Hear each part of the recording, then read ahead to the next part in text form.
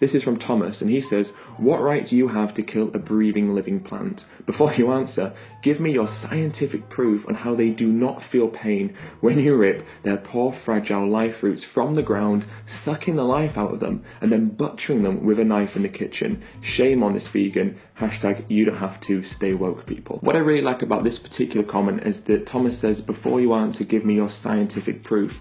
Well, plants have no brain, they have no pain receptors, they have no central nervous system. From an evolutionary point of view, there's no point in them feeling pain. From a religious creationist point of view, there's also no point in them feeling pain. Think about it in the most simplest way possible. The reason that humans and non-human animals feel pain is so that we can escape danger. But plants are incapable of fleeing danger. They can't escape. So from a plant's point of view, if they were to feel pain, it would just be eternal suffering and eternal agony because they can't escape from it. But let's just say, for the sake of argument, Thomas, that plants are indeed capable of feeling pain. They are conscious, they are sentient, just like you and I are, just like animals are.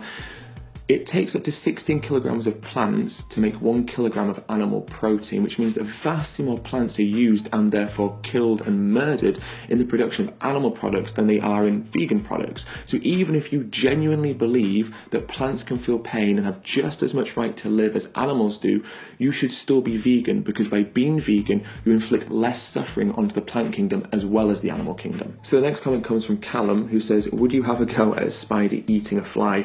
How about a shark eating a squirrel, mate? It's nature. Hashtag love meat." So first of all, no, I wouldn't have a go at a spider eating a fly, because a spider has to eat a fly to sustain life.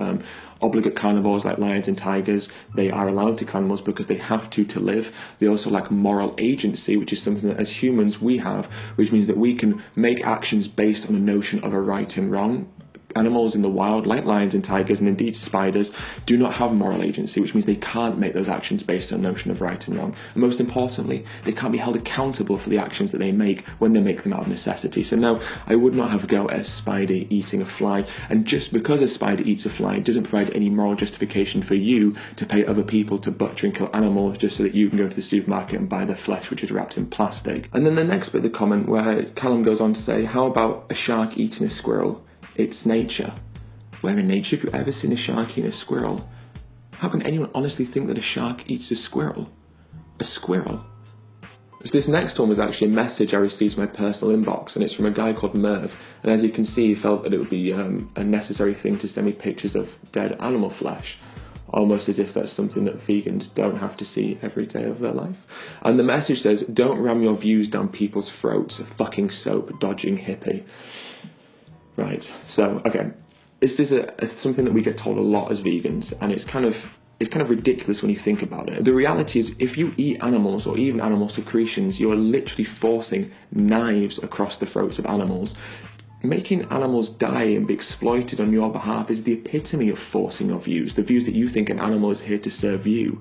As a vegan, we're not forcing anything down anyone's throats. In fact, we're just saying, why can't you live and let others live? It's a really simple concept. But when you pay for an animal to be exploited, to have their milk or their eggs taken away from them, or to have their flesh taken from their butchered bodies, you're literally forcing your views onto another being so much they have to suffer and die for you. And not only that, but you're forcing your views onto slaughterhouse workers who have some of the highest rates of PTSD, depression, anxiety, suicide, drug and alcohol abuse. These are people that suffer terribly because people like Merv and other people that eat animals demand that they slaughter living beings almost every day of the week, over and over again. You see, these things aren't things that most people want to do. None of us want to kill the animals ourselves, but that means that there's someone in society who has to suffer by killing the animals every single day. So when you're saying that vegans are forcing their views for merely voicing an opinion that says if you can live without harming others, why wouldn't you? You're forgetting the fact that every single day where you buy animal products, you're forcing living beings to suffer, and you're forcing humans to suffer as well.